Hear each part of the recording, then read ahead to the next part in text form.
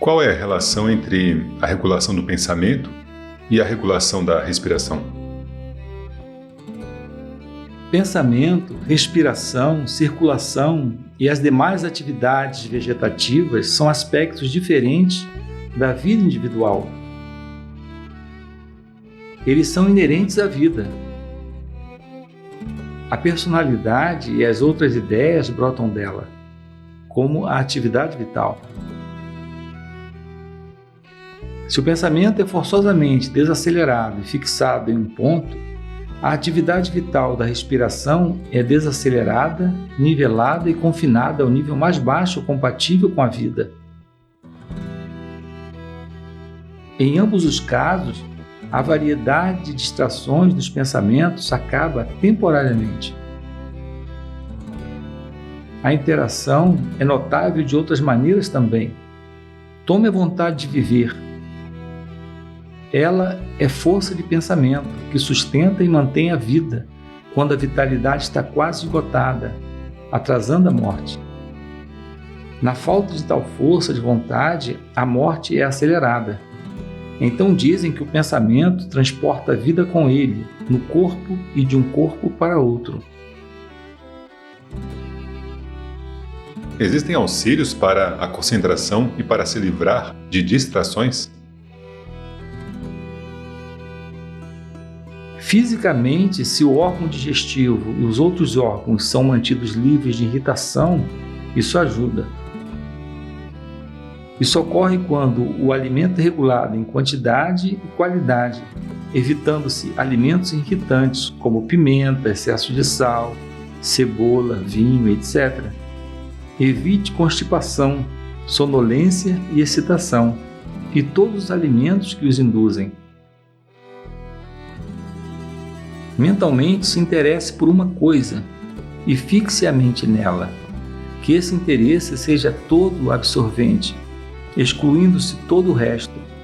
Isso é desapego, vairagya e concentração.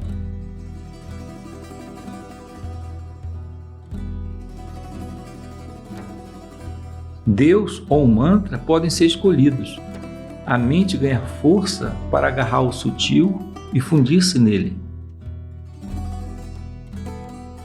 As distrações provêm de tendências hereditárias. Elas podem ser rejeitadas também? Sim, muitos têm feito isso, acredite. Eles fizeram isso porque acreditavam que podiam. As vasanas ou predisposições podem ser obliteradas. Isso é feito por concentração naquilo que está livre de vasanas, e ainda assim é seu centro.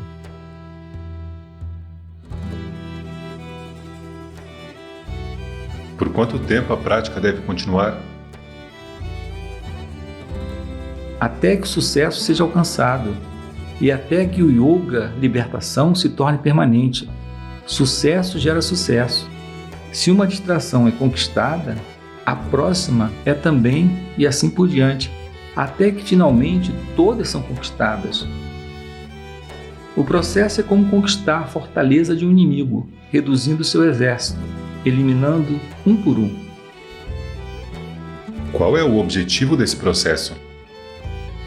Realizar o real.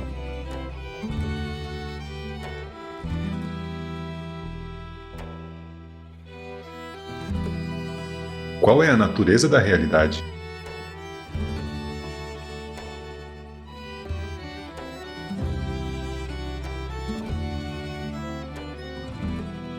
Existência sem começo nem fim, eterna.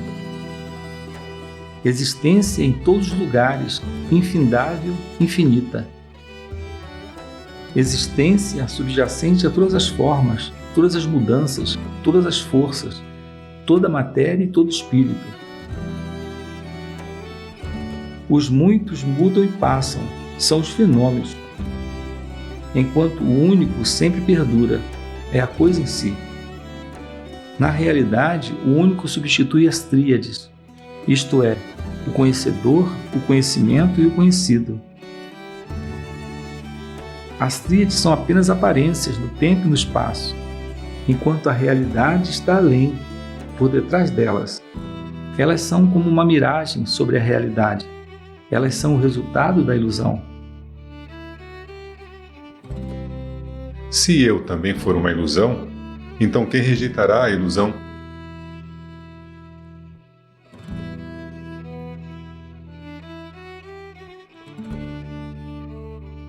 O eu rejeita a ilusão do eu, e ainda assim permanece como eu. Esse é o paradoxo do despertar espiritual. O desperto não vê nenhuma contradição nisso. Tome o caso de Bhakti. Eu me aproximo de Svara e rezo para ser absorvido nele. Eu então me entrego na fé e por concentração. O que resta depois? No lugar do eu original, a auto-entrega perfeita revela Deus, no qual o eu se perde. Essa é para Bhakti a forma mais elevada de devoção, de rendição, o auge do Vairagya. Normalmente você abandona isso e aquilo das suas posses. Se em vez disso você desistir de eu e meu, todas serão abandonadas de um só golpe. A própria origem da posse é perdida. Assim, o mal é cortado no broto ou esmagado na própria semente. Vairagya deve ser muito forte para fazer isso. A ânsia de fazê-lo deve ser igual à de um homem mantido sob a água tentando se erguer para a superfície para salvar sua vida.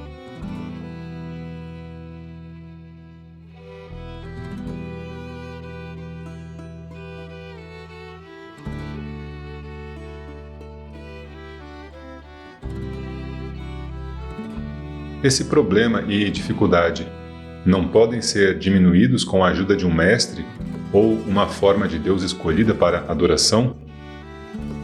Eles não podem dar o poder de ver o nosso ser como ele é, nos transformar neles mesmos, para nos levar à autorrealização?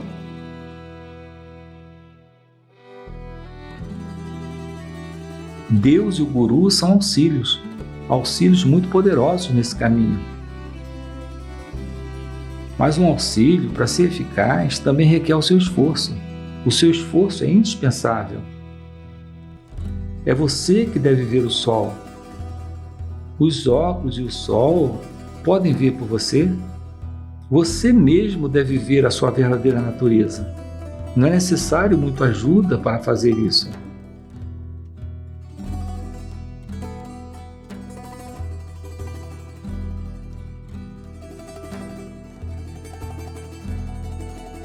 Qual é a relação entre meu livre-arbítrio e o poder irresistível de Deus?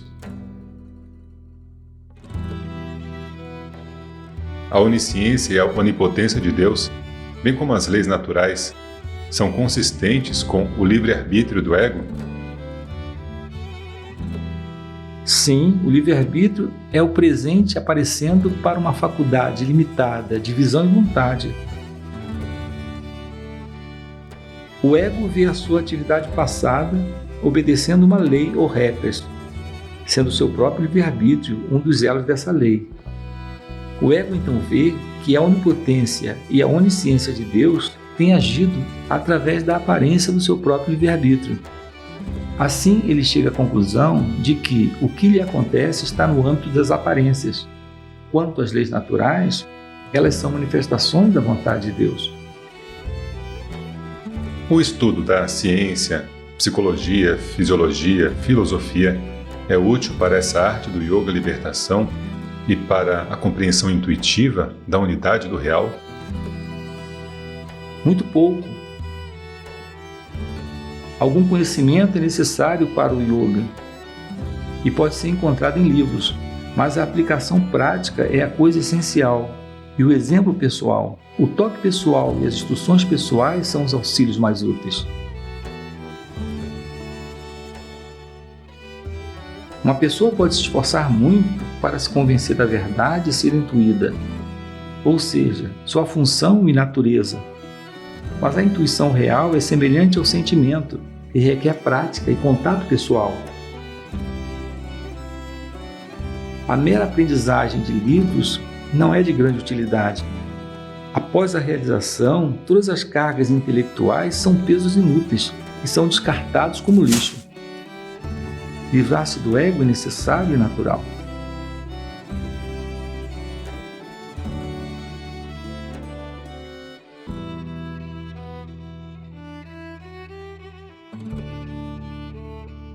Como o sonho difere da vigília? No sonho, alguém assume diferentes corpos, e eles retornam a esse corpo quando se sonha com os contatos sensoriais. O que é felicidade? Ela é inerente ao ser ou ao objeto, ou ao contato entre o sujeito e o objeto. Mas nós não vemos felicidade em nossos afazeres. Quando ela surge realmente? Quando há contato com um objeto desejável ou memória dele, e quando há ausência de contatos indesejáveis ou memória deles, dizemos que há felicidade. Essa felicidade é relativa, e seria melhor chamá-la de prazer. Mas os homens querem felicidade absoluta e permanente. Essa não reside em objetos, mas no absoluto, ela é paz, livre de dor e prazer. Ela é um estado neutro.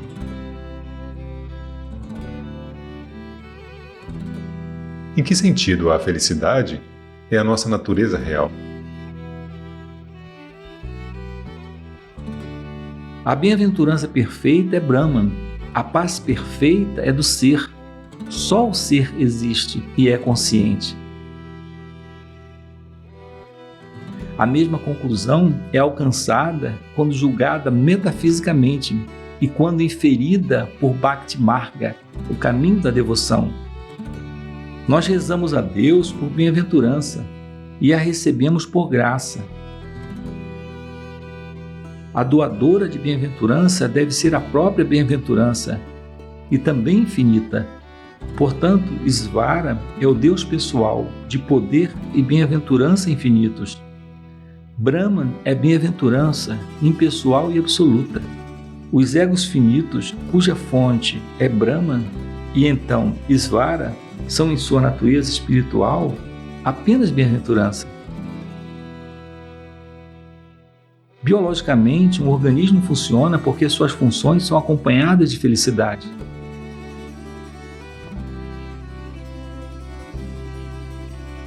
É o prazer que ajuda o nosso crescimento através de alimento, exercício, repouso e vida social.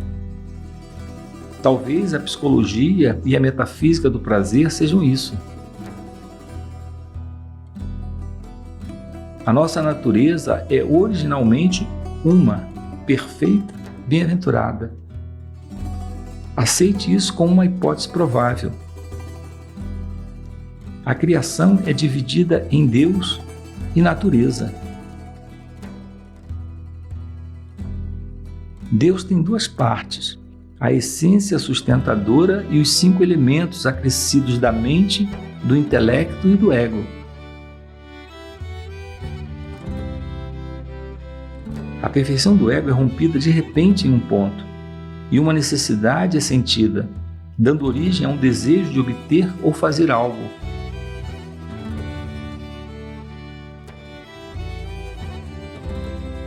Quando essa necessidade é curada pela realização daquele desejo, o ego está feliz e a perfeição original é restaurada. Portanto, a felicidade pode ser considerada a nossa natureza ou condição natural.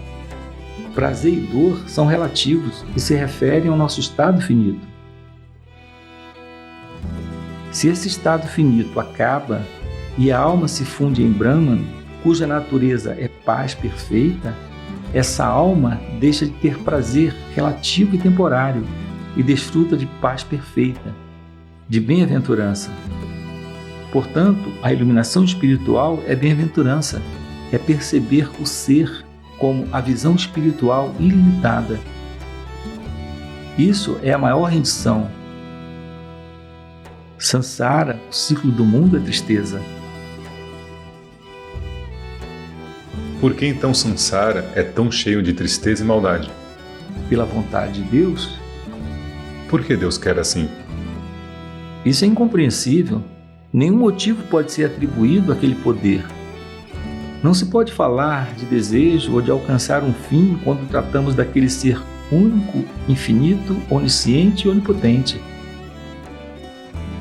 Deus não é afetado pelas atividades que ocorrem em sua presença, assim como o Sol não é afetado pelas atividades do mundo. Não há sentido em atribuir responsabilidade e motivo ao ser único, anterior à sua manifestação em muitos.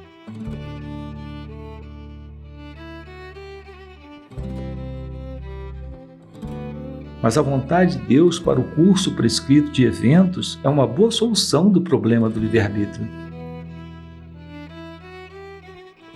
Se a mente é inquieta por causa de uma percepção do caráter imperfeito e insatisfatório do que acontece a nós, ou do que é cometido ou omitido por nós, então é sábio renunciar ao senso de responsabilidade e livre-arbítrio. Assim nos consideramos como instrumentos ordenados do Todo Sábio e Todo Poderoso, para fazer e sofrer como Ele quiser. Ele carrega todos os fardos e nos dá paz.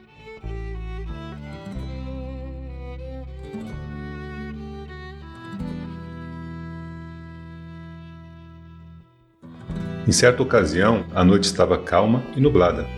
Estava frio e garoando um pouco. As janelas do salão do Ashrama estavam fechadas e Ramana Maharshi estava sentado no sofá como sempre. Os devotos estavam sentados à sua frente e havia alguns visitantes também. Um juiz, acompanhado por 2 senhoras idosas, estava entre eles. Ele começou a discussão sobre a impermanência de todas as coisas mundanas com a seguinte pergunta: o discernimento entre realidade e irrealidade tem, em si próprio, eficácia para nos levar à realização do ser? Todos os verdadeiros buscadores expuseram e realizaram que somente o assentamento definitivo no Espírito Supremo pode nos fazer conhecê-lo e percebê-lo. Qualquer discernimento pode nos levar apenas um passo adiante por nos tornar renunciantes, por nos incitar a descartar o aparente como transitório e a agarrar-nos somente à verdade e presença eternas. A conversa se voltou para a questão sobre se Svara Prasad, a graça divina, é necessária para a libertação, ou se os esforços honestos e extenuantes de uma pessoa para alcançá-la não podem, por si sós, levá-la àquilo de onde não há retorno, à vida e à morte. Com um sorriso inefável que iluminava o seu santo rosto e que era onipenetrante, Ramana Maharshi respondeu em tons de certeza e com um timbre da verdade. A graça divina é essencial para a realização. É ela que leva à realização de Deus. Mas essa graça é concedida apenas àquele que é um verdadeiro devoto ou um yogi que se esforça duramente e incessantemente no caminho para a liberdade. Nos livros de yoga são mencionados centros de energia no corpo, mas dizem que a alma reside no coração. É isso mesmo? Sim, é dito que a alma permanece no coração em sono profundo e no cérebro no estado de vigília. O coração não precisa ser considerado o coração físico que bombeia o sangue. Há de fato passagens que apoiam a ideia. Há outros que entendem que esse coração é um conjunto de centros nervosos por volta dessa região. Seja qual for o ponto de vista correto, não importa para nós. Nós não estamos preocupados com nada menos do que nós mesmos. E sobre isso nós temos certeza dentro de nós. Não pode haver dúvida ou discussões sobre isso. O coração é usado nos Vedas e nas Escrituras para denotar o lugar de onde surge a noção de eu. Ela surge apenas no coração físico? Ela nasce em nós, em algum lugar, bem no meio do nosso ser. O eu não tem localização, tudo é o ser. Não há nada além disso. Portanto, o coração deve ser considerado todo o corpo e todo o universo, concebidos como eu. Mas para ajudar o praticante, nós temos que indicar uma parte definida do universo ou do corpo. Então, esse coração é apontado como a sede do ser. Mas, na verdade, nós estamos em toda parte. Nós somos tudo o que há e não há nada mais. Dizem que a graça divina é necessária para obter Samadhi. É assim mesmo? Nós somos Deus, Isvara. Ver isso é a graça divina em si. Então precisamos da graça divina para obter a graça de Deus. Ramana Maharshi sorri e todos os devotos riem juntos.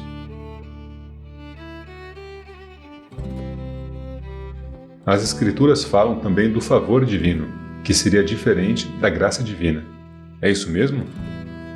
Pensar em Deus é favor divino. Ele é por natureza graça. É pela graça de Deus que você pensa em Deus. A graça do Mestre não é o resultado da graça de Deus? Por que distinguir entre os dois? O Mestre é o mesmo que Deus, e não diferente dele. Quando um esforço é feito para levar a vida correta, para concentrar o pensamento no ser, muitas vezes caímos e falhamos. O que deve ser feito? Ficará tudo bem no final. Existe um impulso constante de sua determinação que o coloca de pé novamente após cada queda e colapso. Gradualmente, todos os obstáculos são superados. Tudo fica bem no fim. A determinação constante é o que é necessário. Se você fosse um com o corpo, como você poderia existir sem o corpo em sono profundo? Você pode separar-se do que é externo a você, mas não do que é uno com você. Assim, o ego não pode ser uno com o corpo.